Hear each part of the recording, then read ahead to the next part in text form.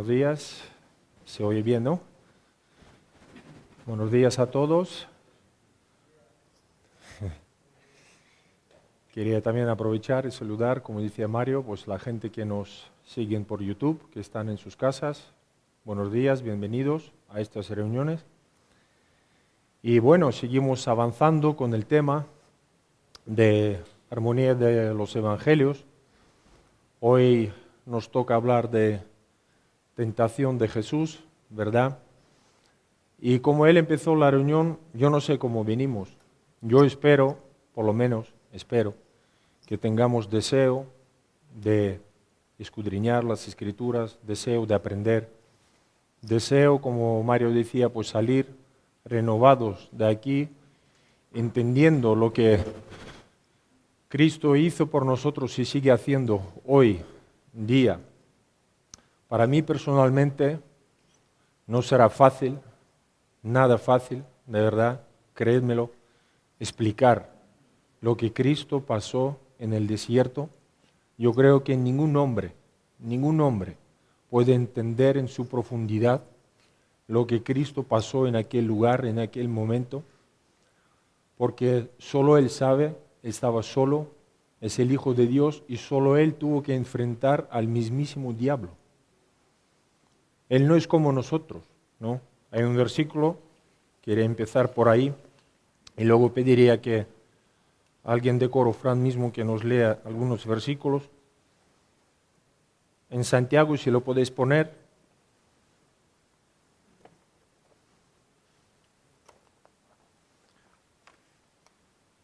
Como estamos hablando, Cristo solo fue tentado por el diablo.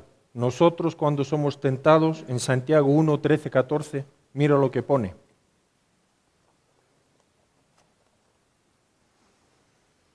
Cuando algo...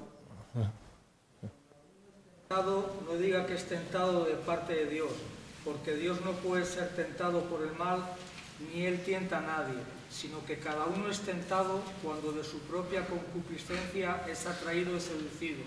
Entonces la concupiscencia, después de haber concebido, da a luz el pecado, y el pecado, siendo consumado, da luz a la muerte. ¿Ves la diferencia? Nosotros no somos como Él. Nosotros tenemos todavía pozos de corrupción, tenemos concupiscencias en nuestros corazones, todos los hombres lo tenemos, aunque nos cuesta reconocerlo, cuesta confesarlo, pero todo lo tenemos y todos tenemos nuestras propias debilidades. Pero Cristo, en este caso el Hijo de Dios, lo que vamos a ver hoy, que no tiene ningún pozo de corrupción, ningún pecado, que es el Cordero Santo, limpio, sin mancha, ningún defecto hay en Él.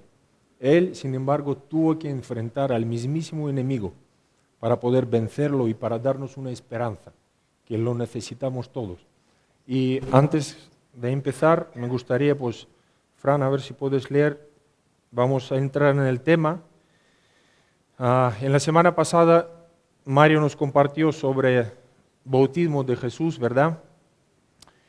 Y estamos en el comienzo del ministerio de Jesús. Y me gustaría, pues, para no perder el hilo, léelo por favor de Mateo 3:13 hasta 4:10, todo este texto. Entonces Jesús vino de Galilea a Juan al Jordán para ser bautizado por él. Mas Juan se lo oponía diciendo: yo necesito ser bautizado por ti, y tú vienes a mí. Pero Jesús le respondió: deja ahora, porque así conviene que cumplamos toda justicia. Entonces le dejó. Y Jesús, después de que fue bautizado, subió luego del agua. Y aquí los cielos le fueron abiertos. Y vio al Espíritu de Dios que descendía como paloma y venía sobre él. Y hubo una voz de los cielos que decía: este es mi Hijo amado, en quien tengo complacencia. Entonces Jesús fue llevado por el Espíritu al desierto para ser tentado por el diablo. Y después de haber ayunado 40 días y 40 noches, tuvo hambre. Y vino el tentador y le dijo: si eres Hijo de Dios, di que estas piedras se conviertan en pan. Él respondió y dijo: escrito está, no solo de pan vivirá el hombre, sino de toda palabra que sale de la boca de Dios. Entonces el diablo le llevó a la santa ciudad y le puso sobre el pináculo del templo y le dijo: si eres hijo de Dios, échate abajo, porque escrito está, a sus ángeles mandará acerca de ti, y en sus manos te sostendrán, para que no tropieces con tu pie en piedra. Jesús le dijo, escrito está también, no tentarás al Señor tu Dios. Otra vez le llevó el diablo a un monte muy alto, y le mostró todos los reinos del mundo y la gloria de ellos, y le dijo, todo esto te daré si postrado me adorares. Entonces Jesús le dijo, vete, Satanás, porque escrito está, al Señor tu Dios adorarás, y solo a Él servirás. El diablo entonces le dejó, y aquí vinieron ángeles y le servían. Muy bien, muchas gracias. Y Mario lanzó dos preguntas en la semana pasada, si os acordáis.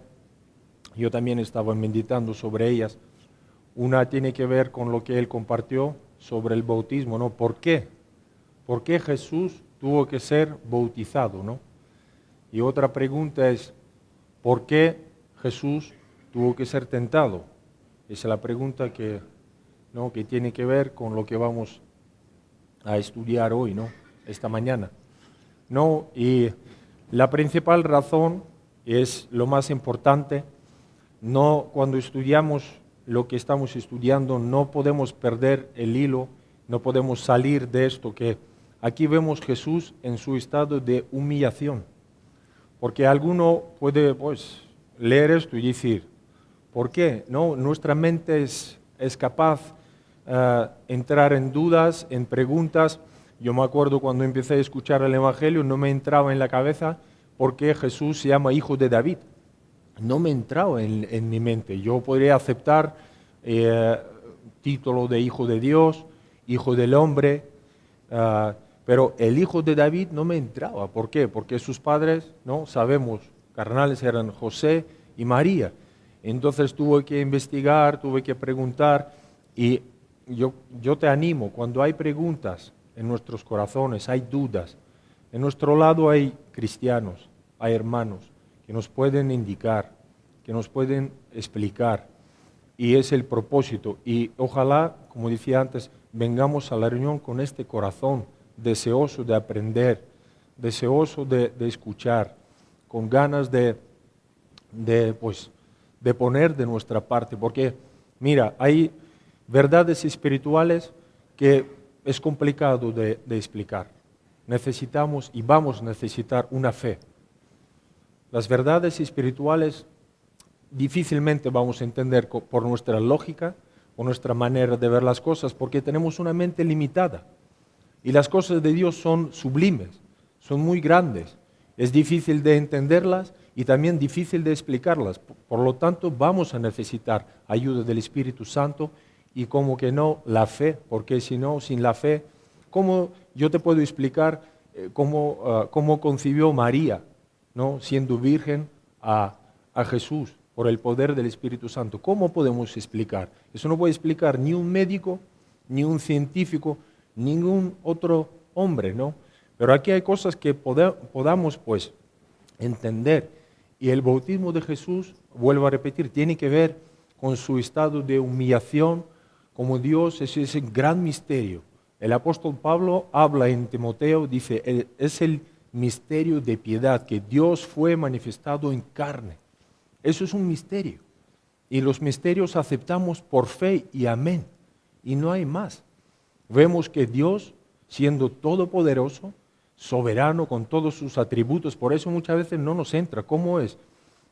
Vemos Dios tan grande, poderoso. Ahora estamos estudiando Apocalipsis, vemos la soberanía de Dios por completo, como Él en final lanza al diablo, al infierno, todo al lago de fuego. Y aquí parece otra cosa. Aquí vemos un Dios inferior, débil, en debilidad. Pero, ¿por qué? Porque Él se despojó de sí mismo. Es el gran misterio. Tomó forma del siervo y vino aquí en la tierra para poder ir a la cruz y morir por nosotros, para ser nuestro Redentor, para ser nuestro Salvador, para ser nuestro sumo sacerdote, para hacer todo lo que el hombre necesita y para poder vencer el enemigo, ¿no? Y aquí vemos su condición. Entonces Jesús, cuando se bautiza, no no porque necesita arrepentirse de sus pecados, porque Él no tiene pecado. Eso creo que Mario lo explicó bastante bien y espero que nos quedó bastante claro. Pero Él se identifica con los pecadores. Esa es la principal razón por qué Él se bautiza. Él se identifica con los pecadores, con los hombres en su condición. Hasta Juan, fijaros, Juan Bautista se sorprende, él no entiende, no comprende por qué. Y le dice, ¿no? En este texto, dice, yo necesito ser bautizado por ti y tú vienes a mí. Fijaros, hasta Juan Bautista, que fue concebido milagrosamente por el poder del Espíritu Santo, también se sorprende. Entonces, ¿cuánto más nosotros? Vamos a tener preguntas, vamos a tener luchas en nuestra mente, en nuestro corazón, y es por qué, y cómo es, y por qué Jesús bautizó, y por qué Jesús tuvo que ser tentado. Y aquí es la siguiente pregunta, ¿no? Lo que estamos hablando, ¿por qué Jesús tuvo que ser tentado, ¿no? Y eso tiene que ver también, volvemos a lo mismo. Él se identifica con los pecadores, con los hombres, y también hay una cosa muy importante, ahí, muy importante. Apóstol Pablo, en primera carta de Corintios, capítulo 15, nos habla de dos Adán. Primer Adán y segundo Adán.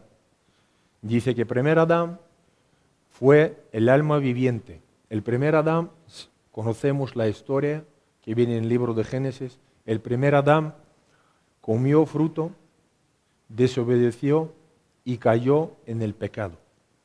Y a partir de ahí toda la humanidad heredamos esa herencia, ¿no?, del pecado. Todos hombres somos pecadores desde el nacimiento. Pero también habla de segundo Adán. Segundo Adán es el espíritu vivificante, ¿no? Ahí vemos esa naturaleza del hombre, ¿no? Jesús vino en semejanza del pecado, como hombre, ¿no? En Hebreos, por favor, poned el versículo 4:15.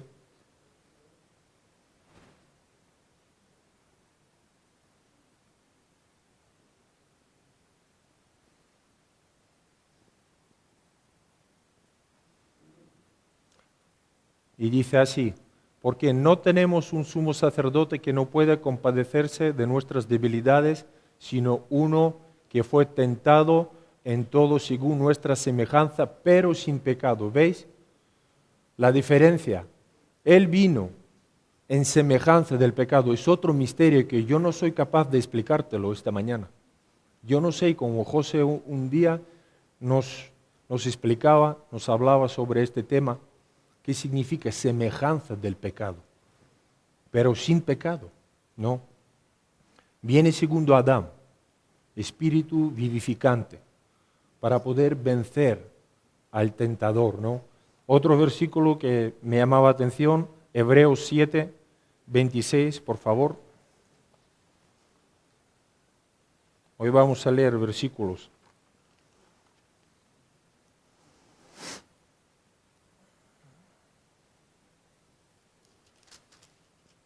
Y 7:26 dice así, porque tal sumo sacerdote nos convenía, santo, inocente, sin mancha, apartado de los pecadores y hecho más sublime que los cielos, que no tiene necesidad cada día como aquellos sumos sacerdotes de ofrecer primero sacrificios por sus propios pecados y luego por los del pueblo, porque esto lo hizo una vez para siempre, ofreciéndose a sí mismo, porque la ley constituye sumos sacerdotes débiles hombres, pero la palabra de juramento posterior a la ley, al Hijo hecho perfecto para siempre.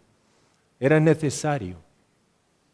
También hay pasajes en la Biblia y esa palabra que muchas veces nos aparece, era necesario que venga tal sumo sacerdote. Aquí habla de los hombres débiles. En toda historia de la Biblia vemos grandes hombres de Dios, muy grandes, muy importantes. Vemos a Abraham, padre de la fe, pero él cayó en error, tropezó. Vemos al mismísimo Moisés, que guió pueblo de Dios por el desierto. No había, dice la Biblia, un hombre más humilde en toda la tierra en aquel tiempo. pero él cayó en el error, en el pecado y no entró en la tierra prometida. Vemos el David que tenía corazón conforme al corazón de Jehová. También cayó en un horrible pecado. Así que vemos, no hubo ningún hombre para enfrentar al enemigo. Ninguno. Imposible. Era imposible. Yo también tengo mi propia pregunta. Yo me pregunto, ¿qué sería de nosotros? ¿Qué sería de nosotros si Jesús hubiera caído en esta tentación? ¿Qué sería de nosotros? Si hoy estamos aquí, todos, es porque Él venció al tentador. Amén. Porque Él obtuvo la victoria que tanto necesitaba la humanidad. ¿No? Y aquí vemos, ¿no? Vamos a volver en Mateo 3.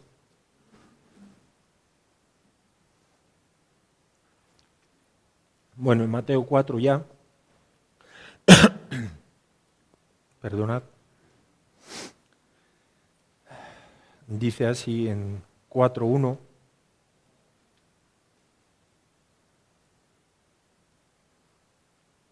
Entonces Jesús fue llevado por el Espíritu al desierto para ser tentado por el diablo. No. Hace poco vemos, ¿no? Bautismo de Jesús, los cielos abiertos, el Espíritu Santo desciende en forma de una paloma sobre él, trayendo mansedumbre, humildad, ¿no? Sobre él. Vemos una voz desde el cielo que habla, ¿no? Este es mi Hijo amado, en quien tengo complacencia, ¿no? Y vemos, el mismo Espíritu que se desciende sobre él y le trae todas estas cosas, también trae una bravura, trae un poder, trae una autoridad. El mismo Espíritu lo lleva al desierto, le lleva a un lugar donde no hay nadie. A su lado no hay nadie. Por eso digo, es complicado y difícilmente explicar lo que Jesús pasó en aquellos días, 40 días y 40 noches ahí solo. Pero no estaba solo, Él estaba con su Padre, en una plena comunión, en una íntima comunión con Él. Estaba allí, su alimento era hacer su voluntad. Y estaba allí, ¿no? 40 días como estamos hablando. Pero, ¿qué pasó? Después, dice, haber ayunado 40 días y 40 noches, tuvo hambre. Mientras ayunaba en estos días no tenía hambre. Estaba su comida era hacer la voluntad de su Padre. Su alimento era comunión íntima con su Padre. Pero al final, aquí vemos su humanidad. Aquí vemos Jesús tenía como hombre, podía tener hambre, podría tener cansancio, y lloraba como hombre, se conmovía en su corazón como hombre. No vemos su parte, no humano, pero nunca podamos olvidar, y vuelvo a recalcar, perdonad, que es 100% Dios y 100% hombre. Ese es otro misterio que tan complicado a veces en explicarlo, y muchas veces nos cuesta entenderlo y aceptarlo como es, ¿no? Durante la historia también nos compartieron muchísimos debates donde se ponía en cuestión la persona de Jesús. Su divinidad siempre fue atacada, siempre, durante toda la historia hasta el día de hoy. No vamos a entrar ahí, pero ahí vemos esta parte. Él tiene hambre.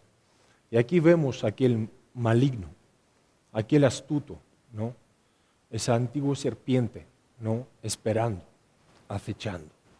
La Biblia dice que el diablo es como león rugiente que anda, ¿no? Buscando a quien devorar. Y aquí espera con paciencia. Él no es como nosotros. Nosotros cansamos, nosotros agobiamos, como Mario decía, a veces somos complicados por cómo somos, por lo que somos, por lo que hemos leído en Santiago, por esas concupiscencias, por estos pozos de corrupción que tenemos en nuestros corazones. Nosotros mismos complicamos nuestra vida, complicamos nuestras relaciones entre nosotros, por cómo somos, ¿no? Él está esperando pacientemente la debilidad. La debilidad. Como todos hombres saben que somos débiles, Él espera este punto débil. Y aquí vemos Jesús tiene hambre. Y Él se acerca a Él y le dice, y vino a Él el tentador. No, le llaman aquí Mateo tentador, pero es el mismo diablo, es el mismo serpiente antiguo, es el mismo dragón. Aquí vemos de una manera un combate cara a cara. La verdad me impresiona ver esto. Aquí vemos un combate cara a cara entre la descendencia de mujer, porque había una promesa antigua que va a venir, ¿no?, alguien de la descendencia de la mujer y va a vencer. Aquí vemos este combate entre descendencia y entre el diablo, entre Cristo, entre dragón ¿no?, dragón de Apocalipsis, ¿no? Y le dice, si eres hijo de Dios, di que estas piedras se conviertan en pan, ¿no? El enemigo sabe muy bien quién es. Él escucha también esta declaración, porque cuando Jesús se bautiza, hay una declaración, este es mi hijo amado, este es mi hijo amado. Entonces el enemigo, ¿qué es lo que hace? Se agarra este título y empieza su malvada tentación. De una manera diciendo, pues, di a estas piedras que se conviertan en pan. Si eres hijo de Dios, si tienes esta potestad, si tienes esta autoridad, pues empieza a actuar por ti mismo. Haz un milagro, empieza a satisfacer tus necesidades carnales. ¿Tienes hambre? Cuando estaba preparando y mirando todo esto, a mí me llamó la atención, algunos piensan que algo tiene que ver con una profecía que viene en Isaías 49:10, vamos allá.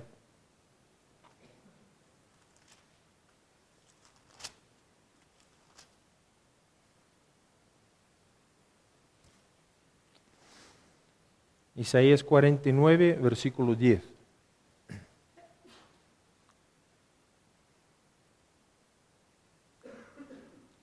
Capítulo 49, en la Biblia por lo menos que tengo yo, dice la salvación, se titula así, la salvación de Mesías siervo. Y hay una profecía en 10, dice, no tendrán hambre ni sed, ni el calor ni el sol los afligirá, porque el que tiene de ellos misericordia los guiará y los conducirá a manantiales de aguas. Algunos piensan que tiene que ver con esta profecía mesiánica, ¿no? Y esa profecía tiene que ver en los tiempos de la venida de Mesías, que no tendrán hambre y ni sed. Entonces, el enemigo, ¿qué es lo que quiere decir? ¿Cómo quiere usar esto en contra del Hijo de Dios? De una manera le dice, si tú eres heredero de esta promesa, si tú eres Mesías, ¿cómo es posible que tú puedes pasar hambre? ¿Cómo es posible? Hay dos cosas, o Dios no es tu Padre, o no te ama tanto como tú lo dices, ¿no? Porque la primera tentación tiene que ver en qué consiste la primera tentación. La primera tentación es, diablo le tentó desconfiar de la bondad, ¿no?, de su Padre. Le hace dudar, le hace desconfiar de que su Padre le ama y tiene todo lo necesario para su sustento. Por ahí fue el primer ataque, ¿no? Hacerle dudar. Y le dice, ¿cómo siendo heredero de esta promesa tú estás pasando estos apuros? Estás con hambre. No puede ser, ¿no? Y vemos cómo el enemigo empieza a introducir, fijaros otro detalle en esta tentación. No le dice, pide a tu padre, pide al Padre que convierta piedras en pan. Dice, conviértelo tú. Conviértelo tú. También le incita para que Cristo actuara por su cuenta. Y Jesús era obediente a su Padre. Jesús dependía 100% de su Padre. Era una comunión muy íntima entre su Padre. Él siempre hacía su voluntad. Y durante los evangelios lo vamos a ver siempre. Él lo recalca varias veces. Yo hago lo que mi Padre me dice. Yo no hago mi propia voluntad. Y aquí vemos cómo el diablo no introduce estas actitudes de humildad y mansedumbre. El diablo lo que siempre introduce son actitudes de orgullo, de arrogancia y de autosuficiencia. De una manera le dice, empieza a actuar tú. Y Jesús le dice, y le respondió, escrito está. Eso escrito está es una declaración poderosa, es un ejemplo para todos nosotros. Cuando Jesús dice escrito está, con esto escrito está, Él honra las Escrituras y honra y respeta todo lo que pone en la ley. Eso es un ejemplo, vuelvo a repetir, para nosotros, cómo nosotros podemos enfrentar la tentación cuando vienen tentaciones a nuestras vidas. A veces pasamos apuros como cristianos. Eso es ahora como otro día hablábamos con Mario, es cómo podemos aplicar esto para hoy, para nuestras vidas, ¿verdad? También, ¿qué podemos aprender de esta tentación? Porque Jesús es único, vuelvo a repetir y recalcar, el único que pasó esto. El único que pudo enfrentar al mismísimo diablo. No había ningún hombre jamás en toda la tierra. Pero nosotros podemos aprender. Para nosotros es la enseñanza, ¿no? Porque a veces pasamos apuros, a veces pasamos dificultades, a veces pasamos enfermedades, a veces pasamos momentos súper difíciles, a veces ni entendemos ni por qué lo pasamos, ni para qué es. Y en estos momentos precisamente viene el enemigo y utiliza todo esto en contra nuestro como argumentos fuertes y nos dice así, más o menos de esta manera, ¿cómo es esto? ¿Cómo siendo hijo de Dios tú estás pasando por ello? Podemos hablar mucho desde nuestra experiencia, momentos que hemos pasado de angustia, de dolor, de llorar. Parece que Dios no estaba, pero Dios siempre está. Pero en estos momentos se levantan estos argumentos que nos perturban, que nos atacan. Y lo peor de todo, que nos hacen dudar de quién somos. Está atacada nuestra identidad en Cristo. Y yo conozco cristianos, hermanos, hermanas, que fueron atacadas directamente y llegaron a entrar en depresiones. Pasaron mal. ¿Por qué? Porque estaba en cuestión su identidad. Dudaron, llegaron hasta dudar de que son hijos de Dios. Fijaros, hasta qué punto es peligroso entrar en estos juegos con el enemigo. Entonces Jesús dice, y lo corta, dice, escrito está. Dice, no solo del pan vivirá el hombre, sino de toda palabra que sale de la boca de Dios. Y este versículo lo podemos encontrar en Deuteronomio 8:3. Aquí Jesús se defiende con el libro de Deuteronomio, lo sabemos también bastante bien. Ese es importante. Vemos cómo Jesús soporta y vence la tentación utilizando la palabra de Dios, porque escrito está, también tiene que ver pues eso. En martes cuando nos hablaban de armadura de Dios, por ejemplo, ¿no? Allí está la espada del Espíritu, es la palabra de Dios que debemos de usar correctamente, que podemos usar, que está en nuestro alcance y es un ánimo para nosotros, ¿no? En 8:3, lo que estamos hablando, aquí dice así, y te afligió y te hizo tener hambre y te sustentó con maná, comida que no conocías tú ni tus padres la habían conocido, para hacerte saber que no solo del pan vivirá el hombre, mas de todo lo que sale de la boca de Jehová vivirá el hombre. Aquí vemos, eso tiene que ver en Deuteronomio con el pueblo de Israel. Sabemos muchos la historia, no vamos a entrar ahí. Como Dios llevó su pueblo al desierto y dice, ¿para qué? Había un propósito, para afligirlo y para probarlo. qué es lo que había en sus corazones, ¿no? Y los daba maná en aquel tiempo. Y Jesús usa este pasaje, ¿no? Porque ellos tenían otra comida diferente, maná, ¿no? Y Dios mismo les daba este alimento y el pueblo se alimentó durante 40 años en el desierto. Y Jesús aplica estos versículos en su caso, ¿no? Y se defiende y vence esta tentación con esta porción de las Escrituras, ¿no? Y bueno, vamos avanzando. Aquí vemos Jesús sale victorioso de primera prueba, pero el malvado, el maligno no descansa, no para, no se queda ahí como una simple tentación. Él sigue con sus artimañas, sigue con sus acechanzas, ve perfectamente que Jesús tiene plena confianza en su Padre, que Él está confiado en Él, entonces agarra a eso y le lleva, pues, dice entonces en versículo 5, entonces el diablo le llevó a la santa ciudad y le puso sobre el pináculo del templo, ¿no? Aquí vemos la segunda tentación. ¿Qué es lo que quiere conseguir el enemigo? ¿Por qué lo lleva allí? ¿Qué es lo que quiere hacer? Lo que estamos hablando. Él ve que Jesús tiene plena confianza en su Padre, en su providencia, en su amor. Entonces ahora quiere poner a prueba innecesaria el poder de Dios. Poner a prueba innecesaria el poder de Dios, el poder de su Padre. Y fijaros, no escoge cualquier lugar, no escoge un árbol, no escoge un edificio cualquiera, no escoge otra cosa, sino escoge la santa ciudad. También lo que me llama la atención. El enemigo de todos los santos, el enemigo del pueblo de Israel, el enemigo de toda adoración que se hacía al templo, a Dios verdadero, lo lleva al mismísimo templo.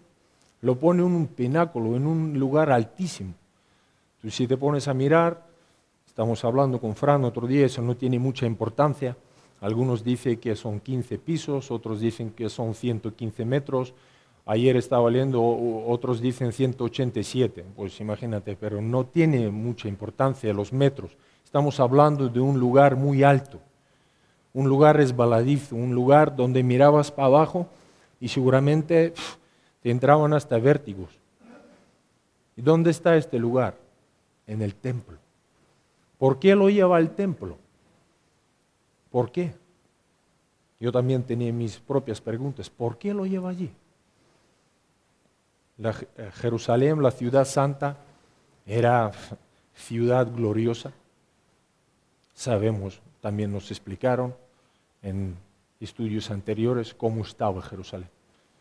Estaba como higuera estéril, ¿verdad? Había mucha pompa, mucho movimiento. Las naciones iban ahí a adorar a Dios verdadero. Los prosélitos venían a la ciudad. Había un templo maravilloso, reconstruido por Herodes, una de las maravillas del mundo. La gente se admiraba de este lugar, ¿no? Vemos en los evangelios, estaba Jesús con sus discípulos. Discípulos dicen, maestro, mira qué templo, mira qué templo.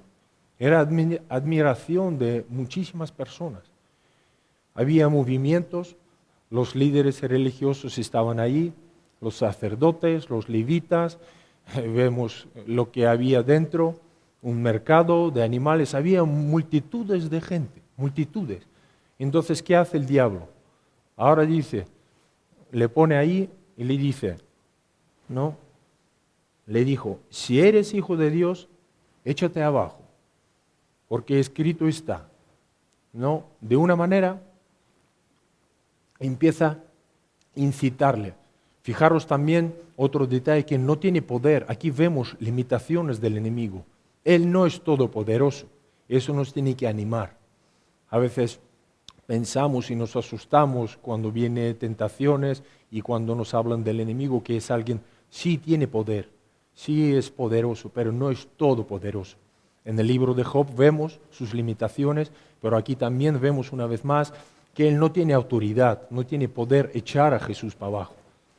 Él empieza a tratar con él, empieza a inducirle pensamientos estos. Dice, échate tú abajo. Eso es lo que él hace con nosotros.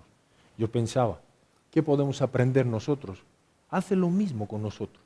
Él no nos puede tocar directamente, pero nos induce, nos mete pensamientos extraños, los deseos malvados que se levantan en nuestros corazones, porque Él sabe, como estamos leyendo, que somos seducidos muchas veces por nuestras propias concupiscencias, y un martes hablábamos de este tema. Cuando nuestras concupiscencias se hacen una alianza con tentación del diablo, se convierte en una arma superpoderosa y muchos hombres caen. Y muchos hombres caen en esto, caen en el pecado, caen en el error. ¿No? El enemigo lo sabe. Y aquí le dice, échate tú. También cuando estaba mirando, algunos piensan que tiene que ver con una profecía que viene en el libro de Malaquías. Ahora vamos a ver. De una manera el diablo le dice, mira, ahora en el desierto no hay nadie, ahí no puedes manifestarte, pero aquí sí. Aquí lo lleva al pecado de presunción, de presumirse. Dice, échate abajo. Y ahora, pues cayéndote, los ángeles te sostendrán y todas estas multitudes que están abajo van a ver que tú no eres simple hombre, sino el Mesías, sino el mensajero, que, como dice la profecía, vamos a leerla para no perder el hilo. Malaquías 3:1, fijaros que dice aquí. Malaquías 3:1.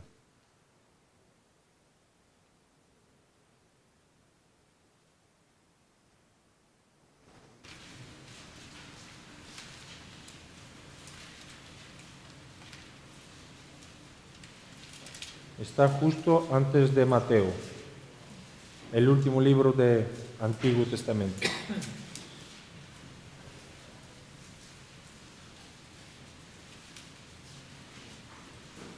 Vamos a esperar porque Malaquías no leemos, por lo visto, muy a menudo, ¿no?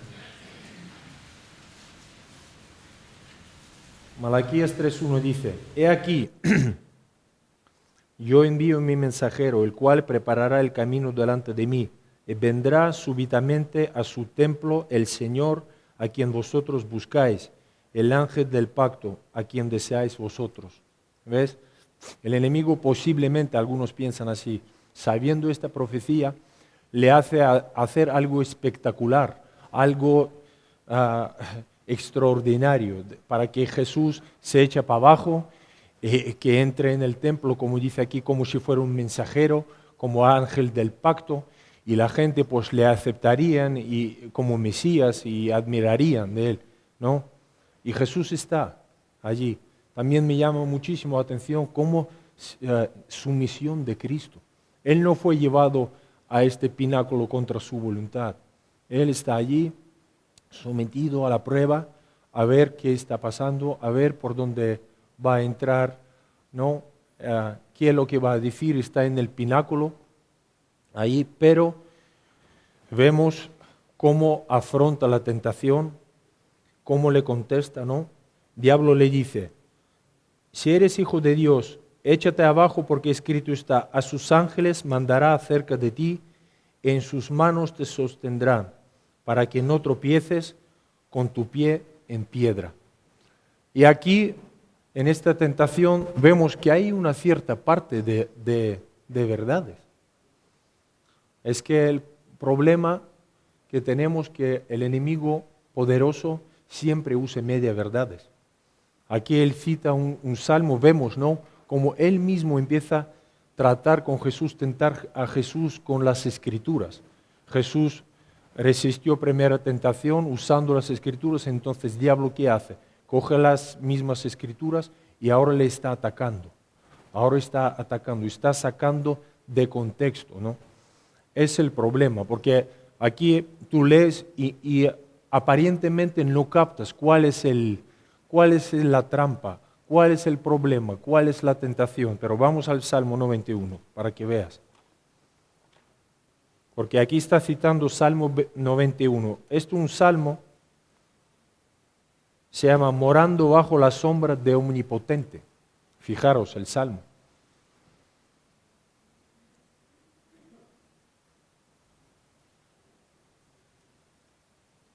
Este salmo nos habla de la protección especial, una protección divina para aquellos que andan en sus caminos, que hacen su voluntad, que obedecen a su palabra.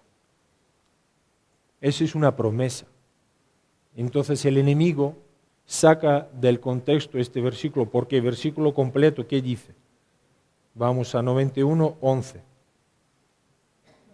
Dice, pues a sus ángeles mandará acerca de ti que te guarden en todos tus caminos. En las manos te llevarán para que tu pie no tropiece en piedra. Aquí vemos claramente que esta parte, que te guarden en todos tus caminos, desaparece. ¿Por qué? ¿Por qué desaparece? Porque él está mal interpretando la palabra de Dios. Y esa es también una enseñanza para nosotros, del peligro de interpretar mal la palabra de Dios, sacar versículos de contexto, atacar a las personas con la palabra de Dios, porque la palabra de Dios no está escrita para ello, no está para eso. La palabra de Dios tenemos que interpretarla bien, tenemos que conocerla, tenemos que obedecerla, no podemos interpretar como nos parece. A veces sacamos el versículo, todo lo puedo en Cristo que me fortalece, todo lo puedo, y amén. Entonces parece que nos da derecho a hacer lo que nos da la gana, hacer lo que queramos, ir donde queramos, mirar lo que queramos, tocar lo que queramos. Es un error, es un error. El diablo lo sabe, porque sí hay una promesa, lo que estamos hablando. Sí hay una promesa de la protección divina, pero ¿para quién es la promesa?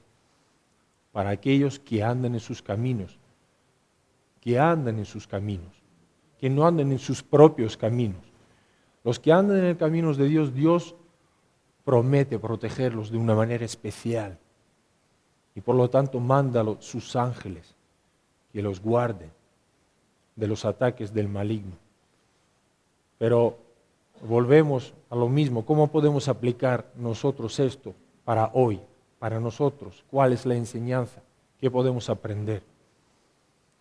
No podemos andar con esa presunción y decir, presumirse y decir, mira, somos hijos de Dios, somos salvos, nuestros pecados son perdonados, somos cristianos, entonces hacer lo que nos parece y salir del camino del Señor, lo que hablaba antes, hacer lo que nos plazca, tomar decisiones a nuestra manera, tocar lo que queramos, mirar lo que queramos encima, con presunción de decir, Señor me perdonará, Señor me limpiará, Señor tendrá misericordia de mí. Es un error, vuelvo a repetir, es un peligro. Es un peligro. Cuando nosotros salimos del camino y entramos por lo que somos en los peligros, ya no hay esa protección. Cuidado. Aunque tú crees o yo puedo creer que sí hay, pero no hay. No hay. Aquí acabamos de leer para quién es la protección, para los que están en sus caminos, para los que están en su voluntad, para los que están con Él en la íntima comunión, ¿no? Y el diablo, vemos lo que quiere hacer, sacar contexto y le ataca con la misma palabra de Dios. Y Jesús le dijo, no, escrito está también, no tentarás al Señor tu Dios. Hace poco nos dijeron claramente, no hay mejor interpretación de la Biblia que es la Biblia misma. Aquí vemos un ejemplo. El diablo está mal usando la palabra, tergiversando los versículos, sacando del contexto, pero Jesús se defiende. ¿Cómo se defiende? Con la misma palabra. Le da una interpretación correcta. Dice, bueno, es esto, pero también escrito está, también escrito está. Dice, no tentarás, porque él cita Deuteronomio 6:16, otra vez. En Deuteronomio 6:16 dice en plural, si te das cuenta.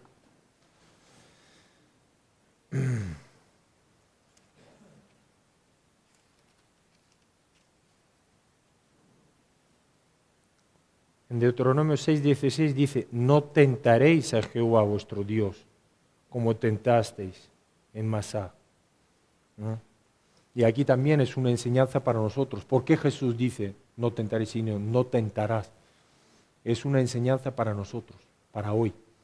Porque cuando leemos las promesas, cuando leemos los mandamientos de Dios que está en plural, nosotros debemos de aplicarlos en particular, como si fuera para nosotros, porque la palabra de Dios es para nosotros, ¿no? Y aquí Jesús dice, no tentarás. Y vemos, ¿no? Cuando hablamos de tentar, en la Biblia también hay ejemplos. En la Biblia, ¿no? Tú lees, si leemos el libro de los Números, para mí yo lo llamo personalmente el libro de las quejas, donde el pueblo no paraba de quejarse contra Dios, no paraba de quejarse, siempre se quejaba, siempre se murmuraba. Y con ello tentaban al Señor. Y por ellos tuvieron que sufrir. El Señor les tuvo que mandar serpientes, donde han muerto muchísima gente por murmuración, por quejas, ¿no? También vemos en el Nuevo Testamento la gente que intentaron atentar al Señor. Vemos a Ananías y Zafira, ¿no? Otro ejemplo, cuando vendieron su terreno, ¿no? Todo lo que tenían, y cuando pasó lo que pasó, primero muere el marido y luego mujer, y el apóstol dice, ¿no? Apóstol Pedro dice, ¿por qué tentasteis al Señor? ¿Por qué tentáis al Señor? Y es para nosotros también una advertencia hoy, ¿no? ¿Cómo vivimos? ¿Cómo vivimos? ¿Cómo está nuestro corazón? Quizás deberíamos de meditar y mirar, a ver cómo estoy, a ver si estoy de una manera, estoy tentando al Señor con mis actitudes, con mis respuestas, con mi carácter. A veces, ¿no? Estamos compartiendo últimamente sobre este tema, ¿no? Dios tiene que cambiar a todos debemos de cambiar. Yo primero, yo necesito ser cambiado. Hay cosas en mi vida que no estoy yo de acuerdo ni contento con ellas.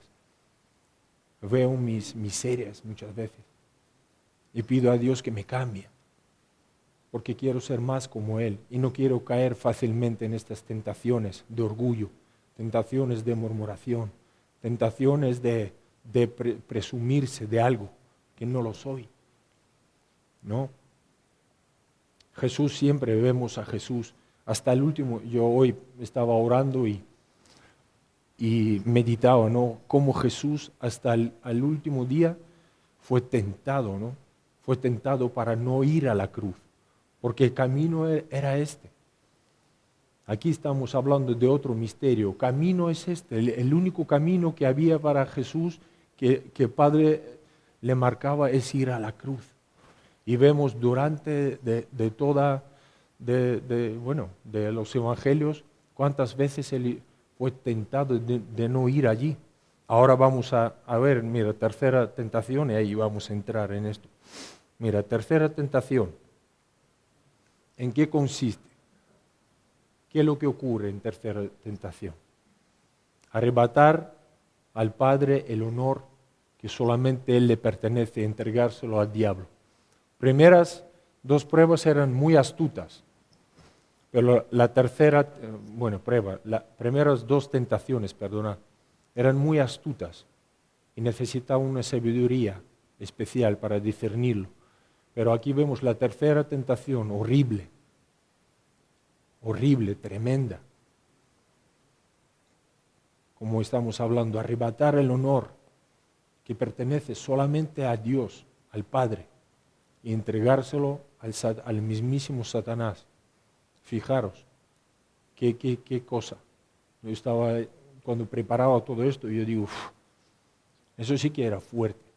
Una tentación tan horrible, tan vergonzosa. Y vemos esa astucia, vemos esa arrogancia del mismísimo diablo con esta arrogancia y con este orgullo, cómo ataca al Hijo de Dios. No tiene ninguna vergüenza, no tiene ningún temor, ningún respeto. Tú imagínate si él trató con el mismísimo Hijo de Dios, ¿qué será de nosotros? Eso es también para meditar. Si él atrevió a hacerlo con el mismísimo Hijo de Dios, ¿quién lo hará con nosotros?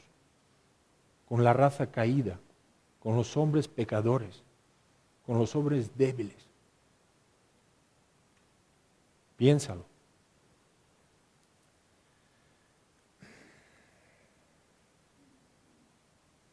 Y dice en 8, otra vez le llevó el diablo a un monte muy alto y le mostró todos los reinos del mundo y la gloria de ellos, ¿no?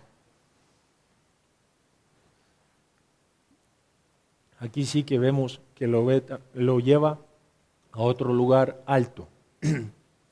Estaba en el pináculo del templo, ahora lo lleva al monte y le enseña, ¿no?, la gloria del mundo y de ellos, ¿no? Y le dijo, todo esto te daré si postrado me adores, ¿no?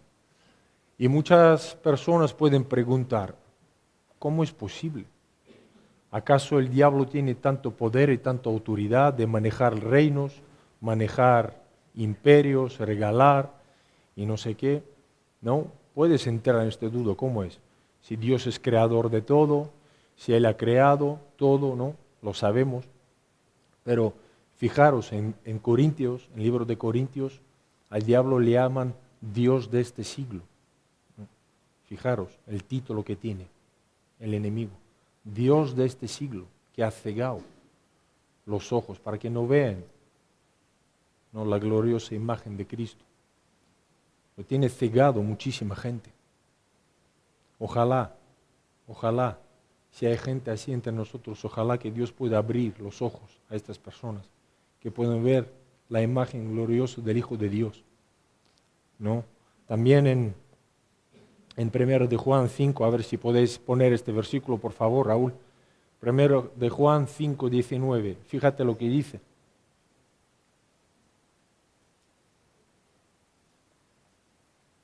Gracias. Dice, sabemos que somos de Dios y el mundo entero está bajo el maligno. Fijaros, la condición del mundo, cómo está el mundo. Y lo vemos cada día, lo vemos día a día.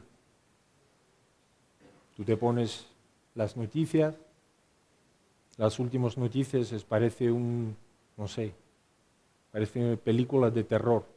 Cada día asesinatos, cada día cosas, unas catástrofes, unas inundaciones. En el colegio un menor coge el arma, mata un montón de sus compañeros, cosas horribles, cosas terribles. El mundo está, mira cómo está. Dice mundo entero, entero, no dice una parte. No dice España está debajo del poder o Estados Unidos, dice el mundo entero está bajo el maligno. Imaginaos el poder que tiene el enemigo. Hace poco estuvimos estudiando el libro de Daniel, también me llamó atención. Ahí donde, estudiábamos profecías también y donde hemos visto claramente los imperios mundiales, imperios potentes, ¿no?, que tenían poder, que tenían gloria, que tenían autoridad.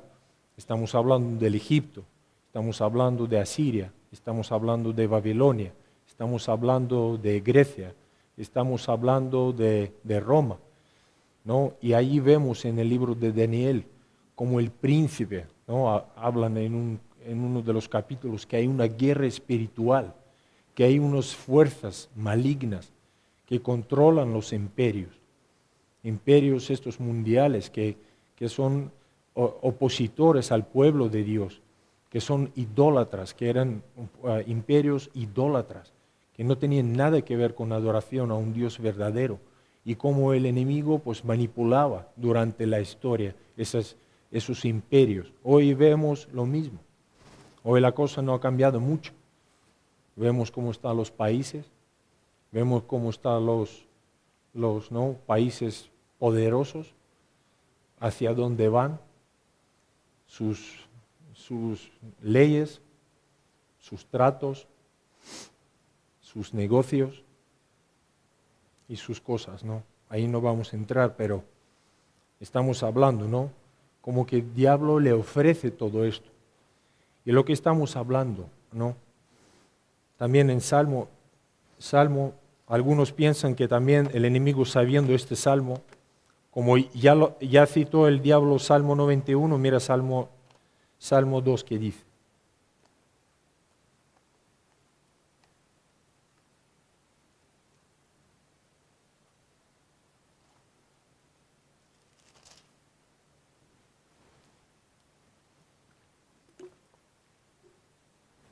Salmo 2, 7, 8. Dice así: yo publicaré el decreto. Jehová me ha dicho, mi hijo eres tú, y yo te engendré hoy. Pídeme y te daré por herencia las naciones, y como posesión tuya los confines de la tierra. Aquí hay una promesa, que Dios lo iba a dar a su hijo todo, todo. En Corintios también dice que un día llegará un día que todo será puesto debajo de sus pies. Él va a tener completa autoridad sobre todo. Es la autoridad. Es todopoderoso. Es victorioso y llegará aquel día. Lo tenemos que esperar todavía. Pero veis la astucia del diablo. Él, sabiendo este salmo, posiblemente algunos piensan, sabiendo, entonces pone en la bandeja todos estos reinos, todas estas naciones, pone la bandeja delante de Jesús y le dice de una manera: ¿para qué tienes que ir a la cruz? Porque el único camino para que se cumpliese este Salmo 2 era ir a la cruz. No hay otro camino. Al Hijo de Dios no había otro camino. Eso también tenemos que tener muy presente y muy claro. Él sabía para qué vino. Sabía por qué estaba aquí. Era camino de sufrimiento. Y el diablo le dice: ¿para qué vas a sufrir? ¿Para qué sufres? ¿Para qué tanto esperar?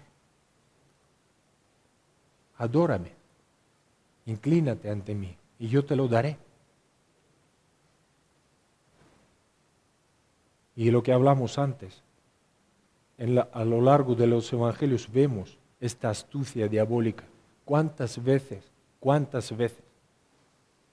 el enemigo quiere apartar nuestro Señor, nuestro Redentor, nuestro sumo sacerdote del camino? En martes mismo compartieron.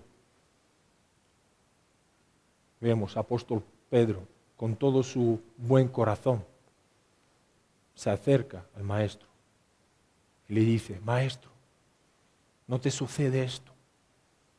¿Cómo vas a ir a Jerusalén? Y Jesús, ¿qué le dice? ¿Qué le dijo Jesús? Jesús hasta ahí vio y discernió esa astucia diabólica. Y le dijo estas palabras muy duras, muy duras.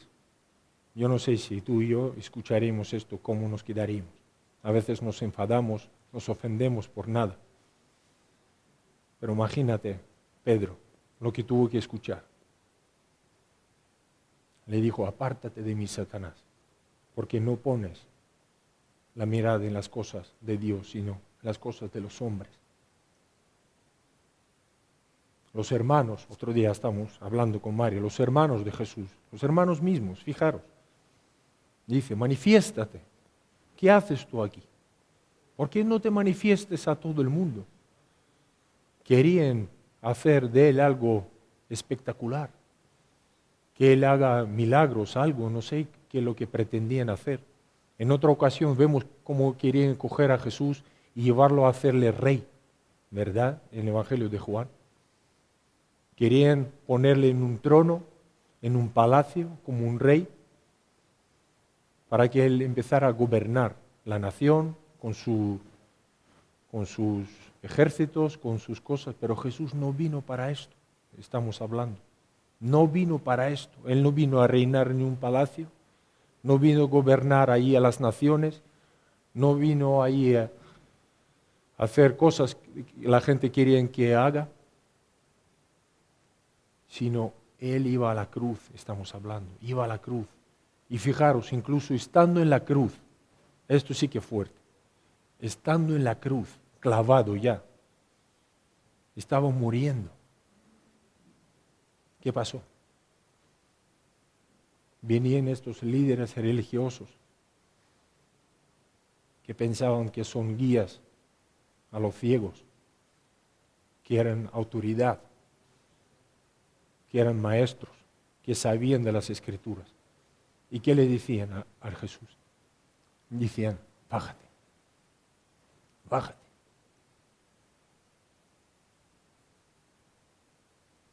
La pregunta es siguiente, ¿qué sería de nosotros otra vez? ¿Qué sería de nosotros si Jesús bajara de aquella cruz? ¿Dónde estaríamos hoy? Gracias a la obediencia de Cristo, gracias a su sumisión y gracias a su comunión, hoy estamos aquí.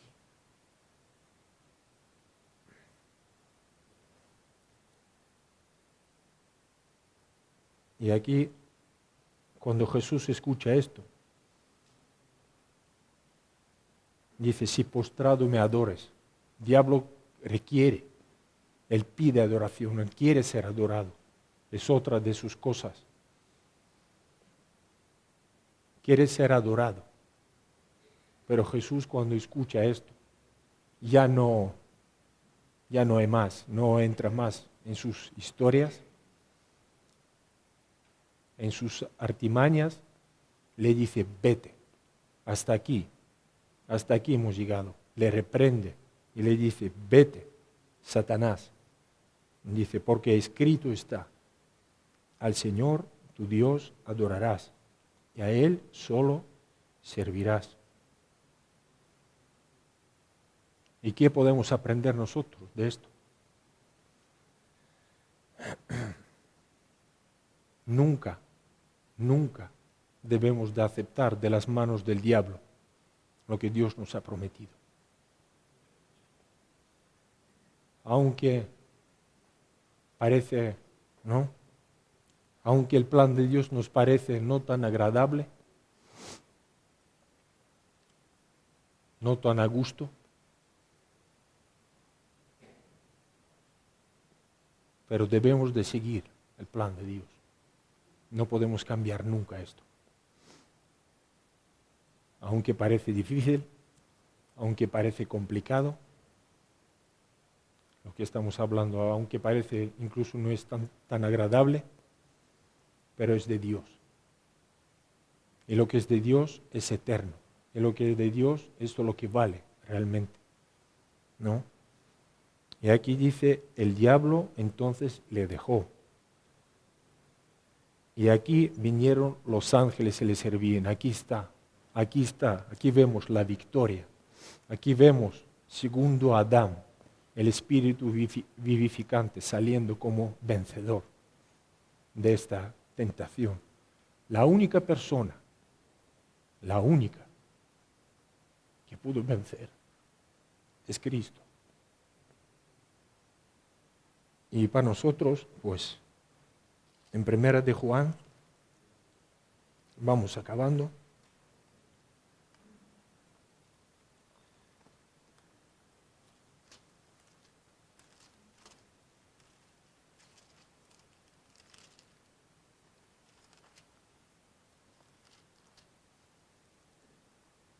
Primera de Juan 2:15.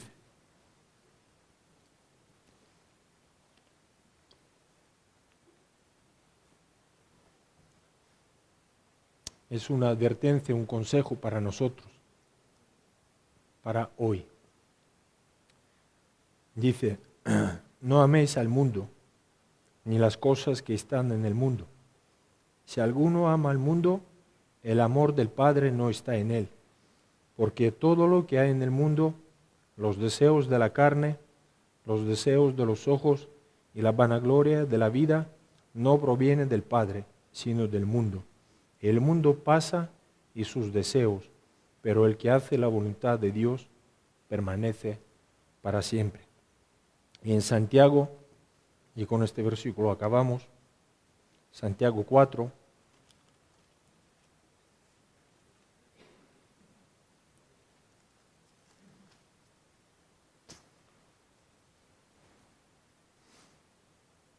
Santiago 4, 7.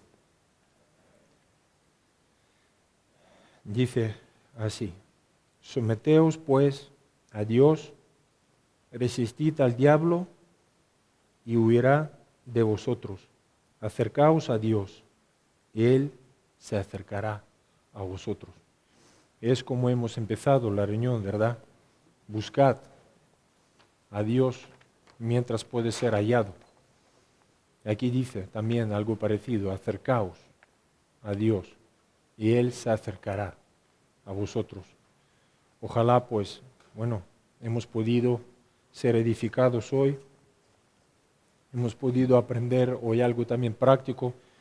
El deseo que tenemos todos los que salimos aquí, el deseo que tenemos que no llenemos nuestra cabeza de información, que no llenemos nuestra cabeza de los datos, de cosas, de comentarios, sino que podamos pues meditar profundamente y mirar dónde estamos y aprovechar cada reunión y poder conocer más y más a nuestro Señor y Salvador Jesucristo. Amén. Que Dios os bendiga mucho.